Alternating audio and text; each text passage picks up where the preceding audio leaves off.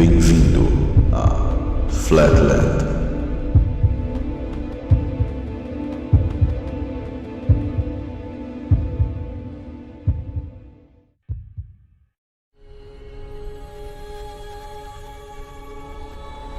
Muitas cosmologias dos mais diversos povos antigos mostram nosso mundo revestido por uma cúpula. O céu egípcio possui um formato de cúpula. Todos esses povos sabiam que nosso sistema é fechado e protegido por uma abóbada, cúpula ou domo, onde em Gênesis 1, do verso 6 ao 7, é conhecido como firmamento, que separou as águas de cima das águas de baixo. O termo hebraico, raquia, dá um entendimento para algo firme e sólido, batido ou martelado, sendo forjado por fogo, semelhante a um ferreiro forjando um artefato. Fogo na Bíblia simboliza o eletromagnetismo e o plasma. Deus criou esse mundo pelo poder de sua palavra. E em Jeremias 23:29 está escrito: "Porventura a minha palavra não é como o fogo? Diz o Senhor, e como um martelo que esmiuça a pedra?" Deus forjou e estendeu uma cúpula sólida sobre a terra. As operações High Jump, Deep Freeze, Fishbone e Dominic foram realizadas pelo governo norte-americano na Antártida nos anos 50 e 60 para pesquisarem sobre a estrutura e composição dessa abóbada. Tais informações são mantidas no mais absoluto sigilo pelos governos. Qual seria a composição dessa cúpula? Nosso reino é elétrico e magnético. A composição da abóbada terá que ter um vínculo eletromagnético, tendo propriedades de semicondução e de isolante.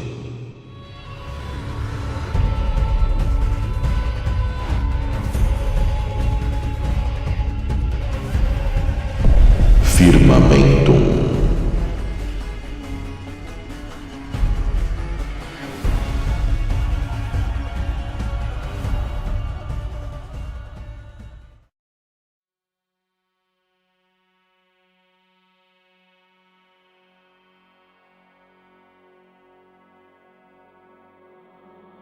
Assim como no projeto italiano de um jardim embaixo d'água, conhecido como Nemo's Garden, a biosfera terrestre se encontra dentro do oceano primordial.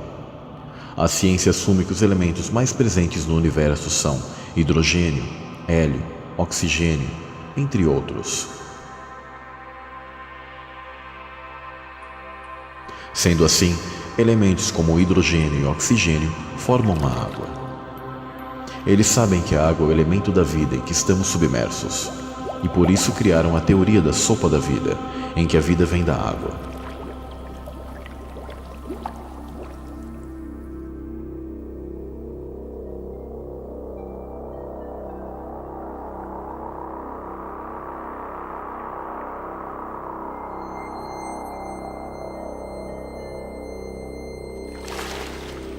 No projeto Nemo's Garden, a estufa terrestre é replicada, perfeitamente mostrando que uma cúpula também age como algo que controla a temperatura e retorna a água condensada para o próprio ambiente. Esta estufa possui um ventilador ao centro para controlar as massas de ar, assim como o ponto magnético do centro-norte da Terra, que é um dos responsáveis pelo fluxo das massas de ar da Terra através da malha magnética do campo toroidal terrestre, que faz esse processo. Então sabemos que a abóbada celeste nos protege e separa de outros ambientes não propícios para que nossa dimensão ou plano da Terra abrigue vida. Ela também serve como algo que mantém gases necessários, tendo sua organização em camadas, com os gases mais leves nas partes mais altas e não escapando pelo universo, mas guardados aqui como uma perfeita estufa.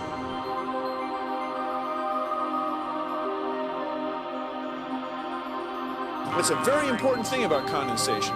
Water vapor needs a place to stick in order for condensation to happen. Water vapor needs a place to stick in order for condensation to happen. O próprio garoto da ciência, Bill Nye, assume. Ele diz que o vapor de água precisa de um lugar para grudar para que a condensação ocorra. sendo essa uma das funções que a cúpula da Terra proporciona, como uma perfeita estufa.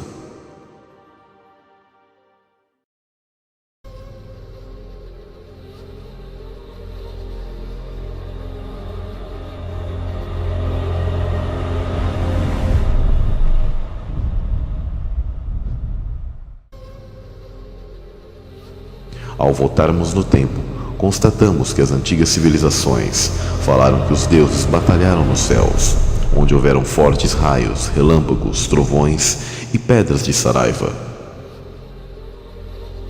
Os céus ficaram em chamas e resultou numa rachadura na cúpula da Terra.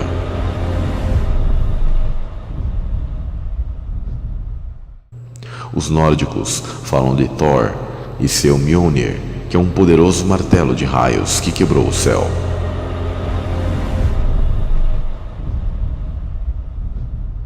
Já o filme Blade Runner fala que essa guerra aconteceu nos portões de Orion.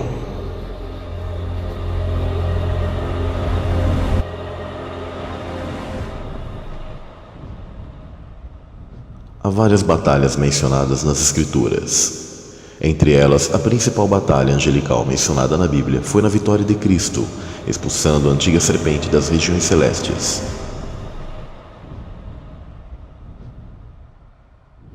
E houve batalha no céu. Miguel e os seus anjos batalhavam contra o dragão, e batalhavam o dragão e seus anjos, mas não prevaleceram, nem mais o seu lugar se achou nos céus. Apocalipse 12, 7 e 8.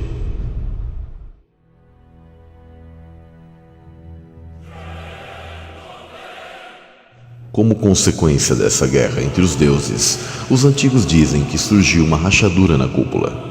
Essa fenda esbranquiçada no céu noturno é observável e ficou conhecida como Via Láctea.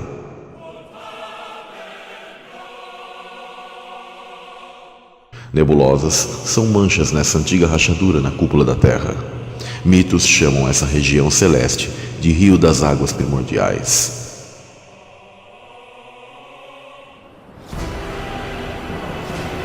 Descargas de plasma das batalhas antigas, provenientes das carruagens dos deuses conhecidas por algumas culturas como Vimanas, atingiram a cúpula dos céus. Esses deuses chegaram a rachar a abóbada celeste, permitindo que fendas, aberturas, ou como na Bíblia mencionado, janelas dos céus, fizessem com que as águas de cima caíssem sobre o mundo no grande dilúvio mencionado pelas civilizações ao redor do mundo. Rabinos, em seus textos antigos, mencionam que a água que caiu dos céus pelas fendas da abóbada estava em estado fervente, com o material da cúpula da Terra dissolvido neste terrível dilúvio.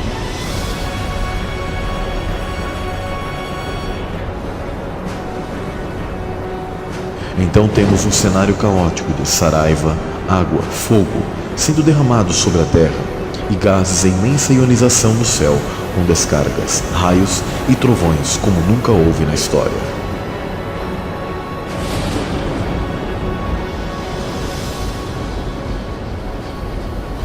Materiais como cristais ou materiais vítreos, no geral após estarem a altas temperaturas e se esfriarem e se solidificarem, apresentam manchas nas partes que racharam, exatamente como a abóbada celeste, do qual, coincidentemente, está alinhada às estrelas dos quais monumentos antigos, como pirâmides, zigurats, entre outros das civilizações dos Nefilim, também conhecidos como filhos dos anjos caídos, e das antigas civilizações ao redor do círculo da Terra adoravam. Este é o porquê das nebulosas que observamos no céu estarem alinhadas às principais grandes regiões desérticas da Terra, onde as areias e vida escassa, como em outras regiões, mostram que houveram eventos e uma guerra nuclear, deixando essas principais partes do mundo devastadas até os dias de hoje.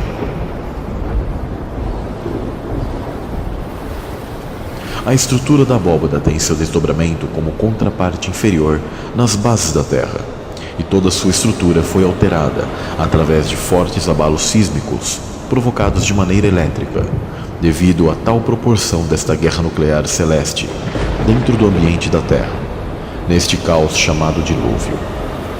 Todas as hidroplacas terrestres, ou chamadas placas tectônicas conhecidas pela ciência atual, foram sacudidas, fazendo com que antigos grandes rios se tornassem rios de magma. Assim, partes por baixo da crosta também se romperam, fazendo com que as fontes dos abismos inundassem a Terra.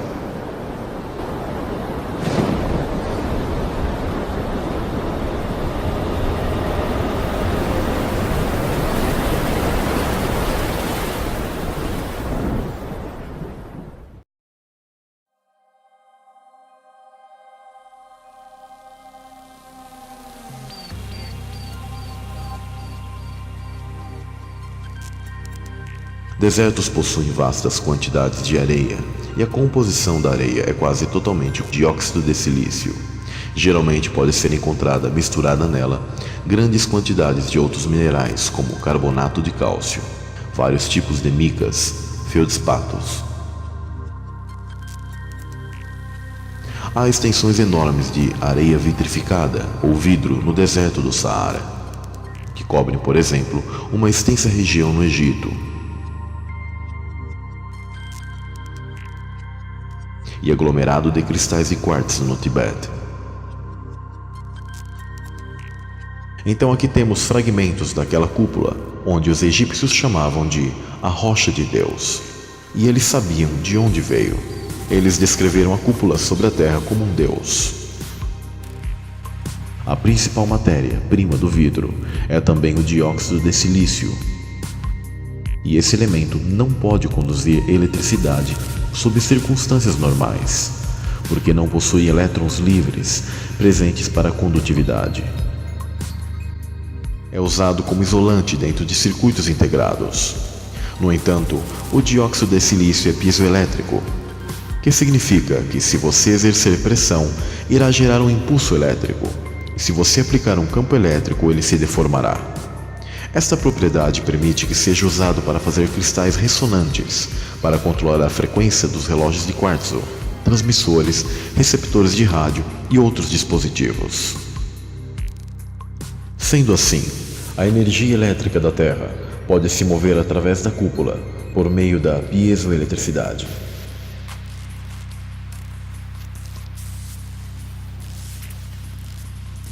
Nas praias e no fundo dos oceanos, temos também a areia, sempre presente dos acontecimentos geológicos da Terra ao longo do tempo, mostrando que o silício está em todas as partes.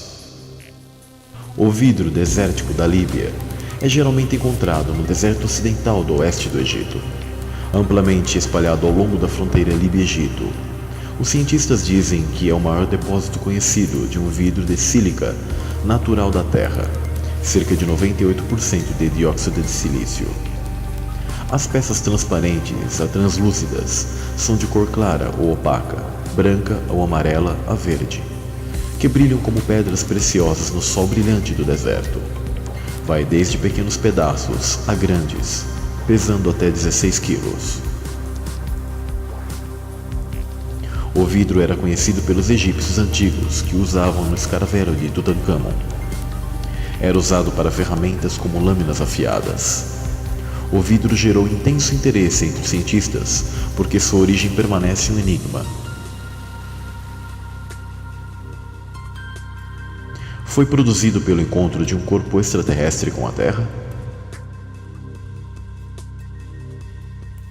A ciência não tem certeza, e de fato, inventou pelo menos 10 teorias para explicar sua origem.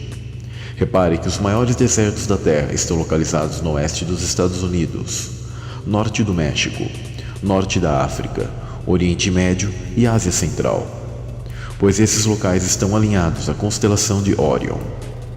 Muitos monumentos antigos também estão alinhados com Órion, como Teotihuacan, no México, Pirâmides de Giza, no Egito, Petra, na Jordânia, o Zigurate de Ur, na antiga Caldeia, atual Iraque, e as pirâmides de Xi'an, na China. A constelação de Órion recebeu em aramaico o nome de Nefilá, que para os hebreus o líder dessa constelação era Semiasa.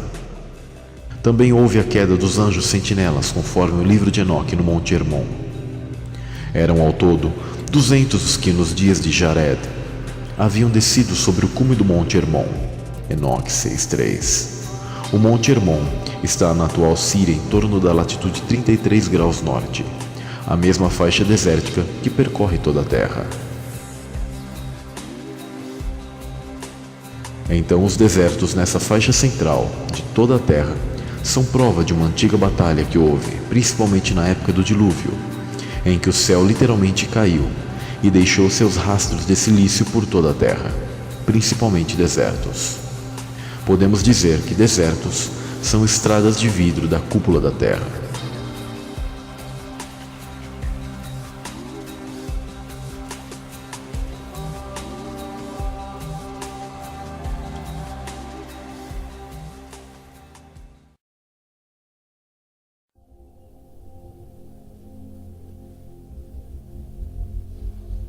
O pesquisador Gerhard Schmidt, da Universidade de Mainz, da Alemanha, calcula que cerca de 160 asteroides metálicos de cerca de 20 km de diâmetro bastariam para fornecer a concentração conhecida desses metais na crosta da Terra.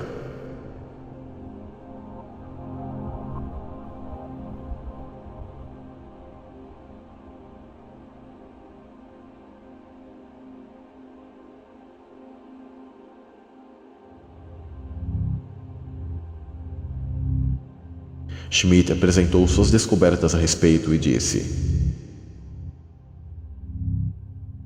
descobrimos distribuições de abundância notavelmente uniformes em nossas amostras da crosta superior da Terra. Uma comparação desses valores com meteoritos sugere uma fonte cósmica. Ao longo de 12 anos, o cientista analisou as concentrações desses metais em pontos de impacto de meteoritos pelo mundo, além de amostras originárias da Terra. O aquecimento fez com que os metais mais pesados se separassem da rocha mais leve de silício, que deu origem à crosta terrestre. Sua composição ajuda na busca para sabermos do que é feito o domo. Foram descobertos grãos de silício, mais especificamente da substância dióxido de silício em meteoritos.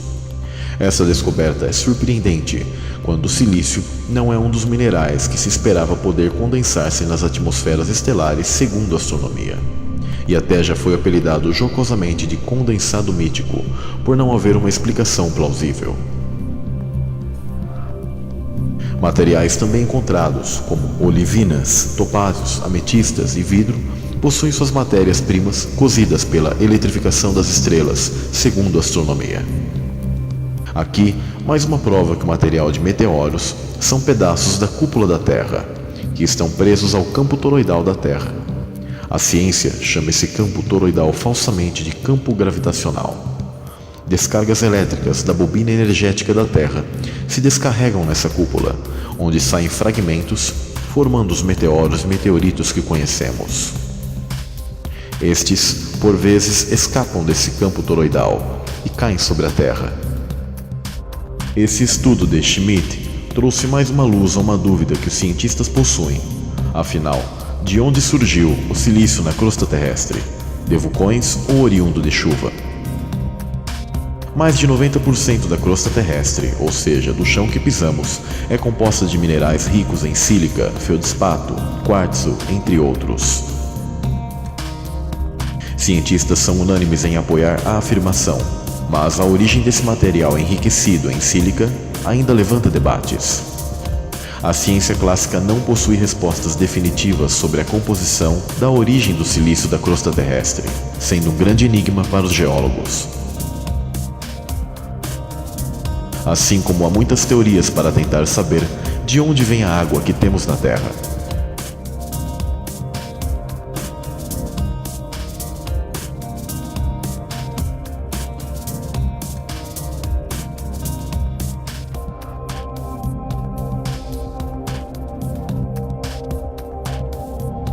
Pois no heliocentrismo tal questão é praticamente impossível, em vista que se atribui que meteoros ou cometas perdidos no espaço teriam que trazer tais elementos da água em estado congelado. Ainda pior e mais impossível quando pensamos que a Terra estaria em movimento em espiral nesse universo louco do heliocentrismo, sendo que esses corpos celestes teriam que ter a sorte em acertar a Terra para trazer água para cá, sendo a água um elemento muito raro nesse espaço de caos da pseudociência atual. A teoria até hoje mais aceita é que a atividade vulcânica foi a responsável por dar origem aos ingredientes que formaram a crosta na formação da Terra. Porém, esqueça os vulcões. Chuva de silício formou a crosta terrestre no grande evento do dilúvio.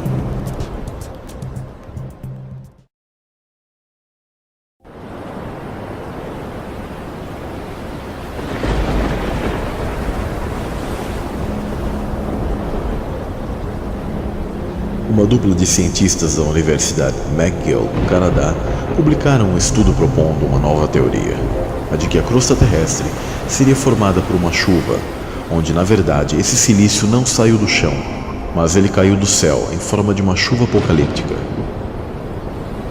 Os pesquisadores sugerem que o silício não surgiu do solo, mas sim de uma espécie de chuva de silicato formada por vapor a mais de 700 graus de temperatura que solidificou a crosta terrestre.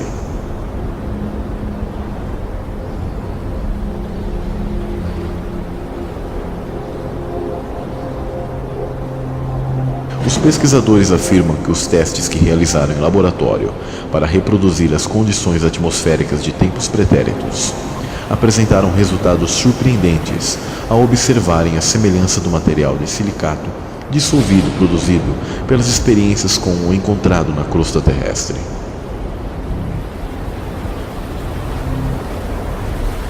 Os cientistas afirmam que o experimento mostra a química do processo de formação da crosta.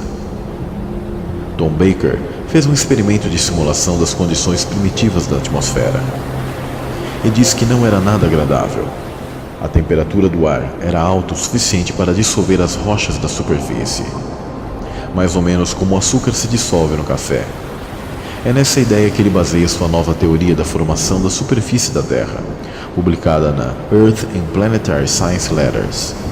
No início da formação da Terra, a temperatura média era de 727 graus e a pressão atmosférica 100 vezes maior que a atual. Provavelmente, esse era o tipo de condição em que a Terra se encontrou devido às batalhas dos deuses na cúpula terrestre. Baker pôs pequenas porções de silicatos em pó, misturados com água no interior de uma câmara que simulasse essas condições, e então fez uma análise química do vapor resultante. 90% era água, os outros 10% um conjunto de minerais quase idêntico na proporção de cada elemento à composição da crosta terrestre atual.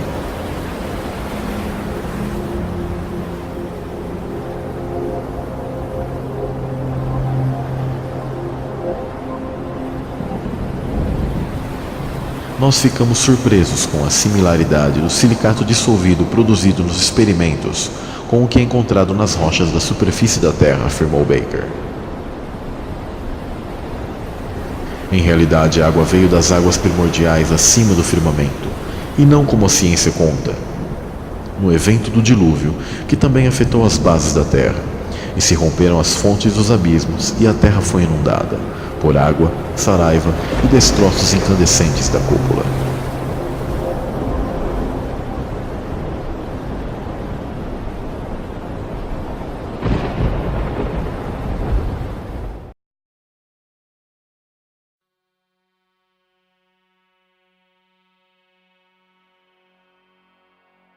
Como funcionam os relógios de quartzo? Na relojoaria, o quartzo é utilizado para realizar a contagem dos segundos em relógios de pulso.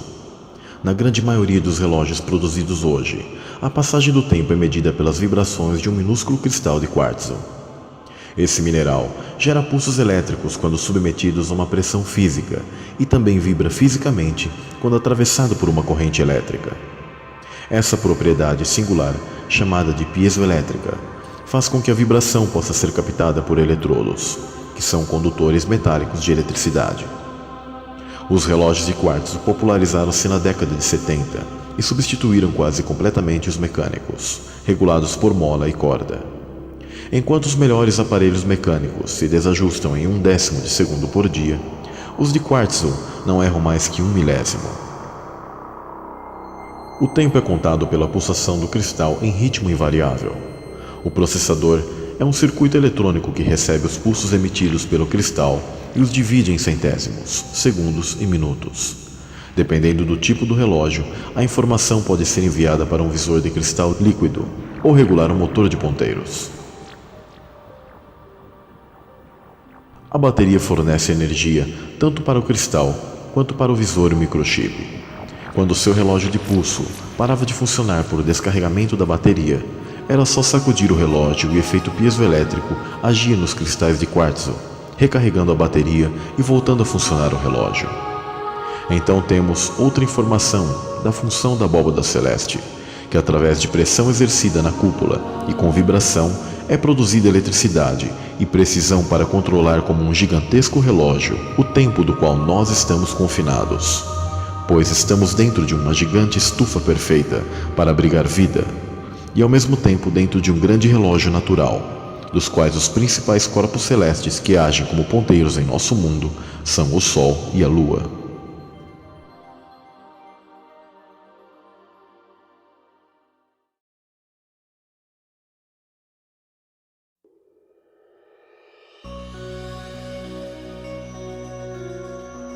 Nosso mundo é elétrico. E outra evidência da composição do domo é o fenômeno da sonoluminescência, que se dá quando ondas sonoras esmagam bolhas de ar em um líquido de núcleo de plasma. A energia é liberada em calor e luz de forma dramática. Nessa situação vemos o som influenciando a matéria de forma a produzir luz. Esse som de alta frequência vibra minúsculas bolhas de gás, atingindo temperaturas de estrelas e flashes de luz por uma rápida expansão e contração da bolha até seu colapso. É um fenômeno que empurra a dinâmica do som para além de seus limites.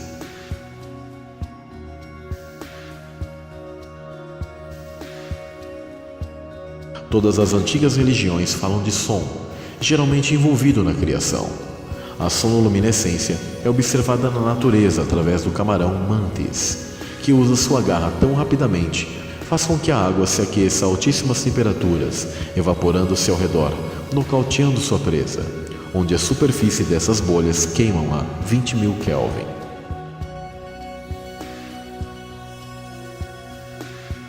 O ataque do camarão nessa alta velocidade só não gera luz visível por falta dos gases nobres, mas é tão semelhante à sonoluminescência que recebeu o nome de camaroluminescência.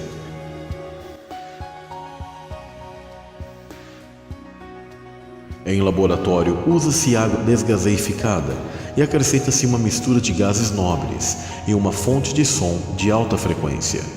É necessário um sistema fechado, onde utiliza-se cristais de quartzo como recipiente, como um jarro, fotodetector, para que o som seja produzido por elemento piezoelétrico. Num copo de água é possível obter uma bolha em micron de tamanho. Essa pequena bolha de cavitação assume a aparência de uma pequena estrela. Não à toa, a sonoluminescência foi batizada de estrelas no jarro. Os gases nobres da bolha são devidos à não reatividade inerente do grupo químico de gás nobre. Usa-se hélio, neônio, argônio e xenônio para a sonoluminescência. Se for apenas oxigênio e nitrogênio, o fenômeno é difícil de acontecer e produz apenas uma luz fraca. Alguns pesquisadores encontraram plasma no núcleo da bolha.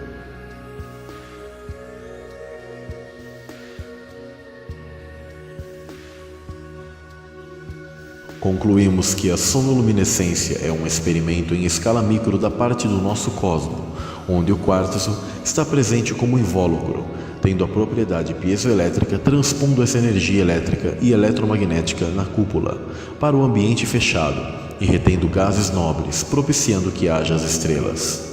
O silício e seus variantes estão diretamente vinculados ao eletromagnetismo, que age como uma cola do espaço-tempo que estamos confinados. Ampulhetas mediam o passar do tempo com areia, que é basicamente sílica. Essa cúpula da Terra serve para conter e propagar a energia de maneira piezoelétrica, ajudando a manter a temperatura e os gases aqui dentro. Hélio e nitrogênio estão em abundância nas mais altas camadas da atmosfera e estão em baixíssimas temperaturas, resfriando essa cúpula de silício, empregada como um oscilador de cristal, trabalhando com frequências precisas. Essa cúpula age como um processador gigantesco para estabilizar frequências de transmissores e como invólucro para a existência de estrelas por meio da sonoluminescência, dentro do reino da Terra.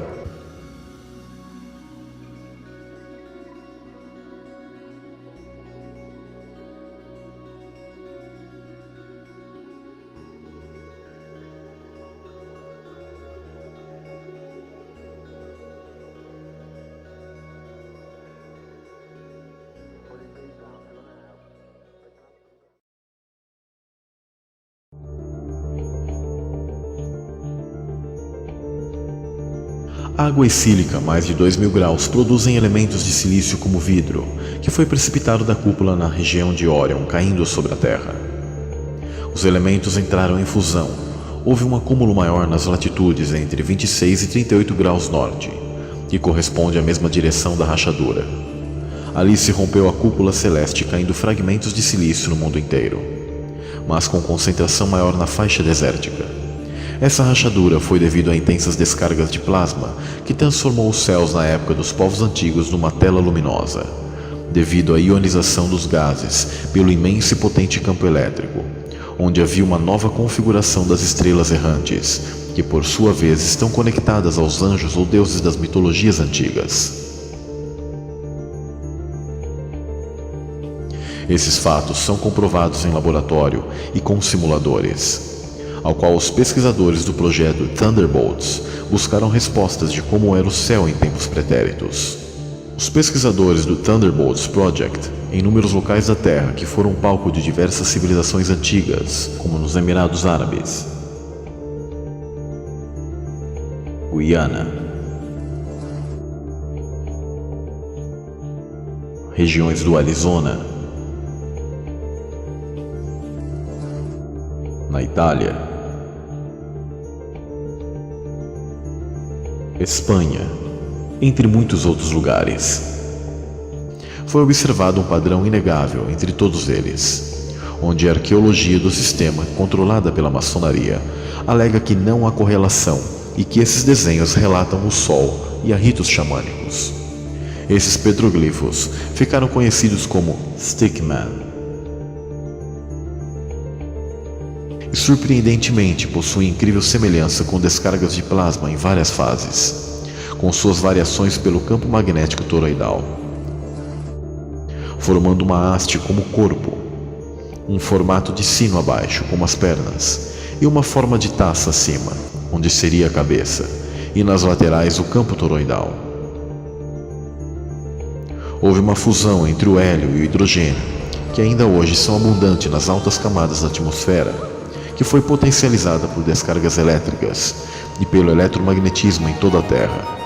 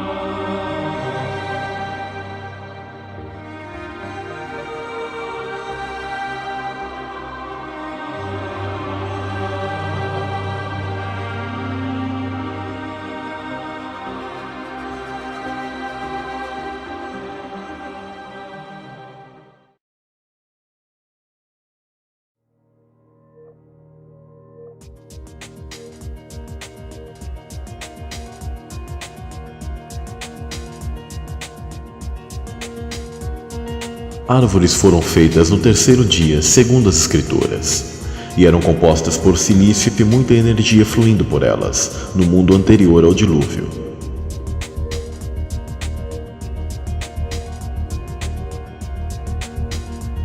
Essas árvores eram antenas que realizavam a conexão terra e céu. Quando houve a ruptura da cúpula da Terra no dilúvio, se formou o mundo que conhecemos, do qual petrificou e fossilizou quase tudo debaixo do firmamento, através das cargas de plasma, água e detritos da abóboda.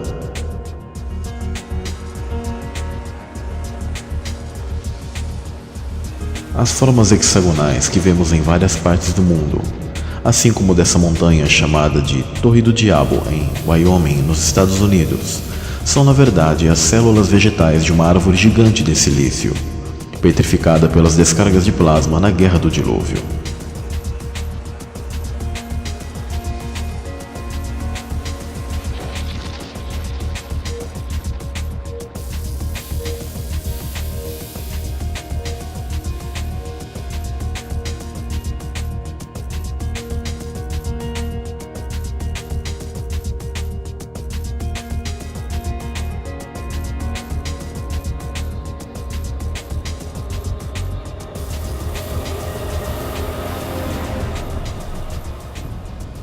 Por isso temos hoje as árvores de silício e fósseis, tanto de diversos organismos, mas também dos antigos gigantes que foram mortos e se tornaram pedra e sucumbiram nas ferventes águas da enchente. As armas angelicais sempre foram nucleares de controle do plasma, que junto com a água causou um ambiente propício à fossilização e petrificação em todo o mundo.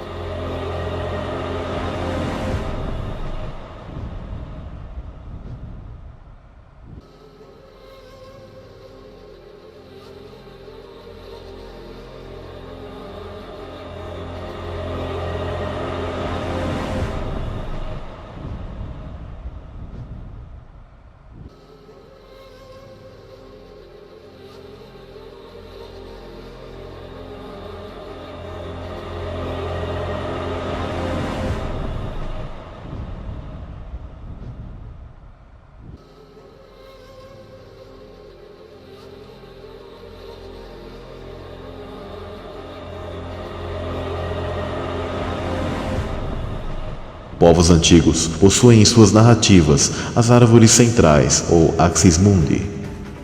As raízes dessas árvores funcionavam como as linhas de lei e linhas telúricas o fazem hoje, ou seja, suas raízes eram como uma rede de energia subterrânea. O conto de João e o pé de feijão foi originado dessa realidade e percebemos nele um fractal desse mundo antigo. Portanto, árvores sempre foram as conexões entre céu e terra.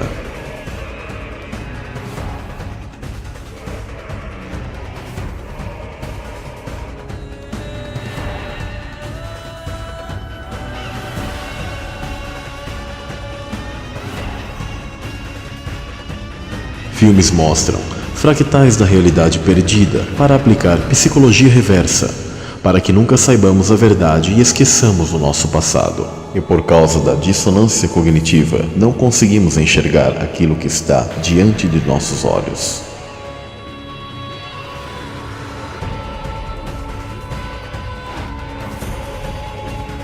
Então temos também mais uma prova de que o plasma conhecido pelos antigos povos foi o causador do estado de fossilização e petrificação do nosso mundo, do qual temos a observação, também em laboratório, como na geologia ao redor da Terra, e também o apoio das mitologias antigas, do qual nos mostram que as árvores de silício e os gigantes petrificados são um fato.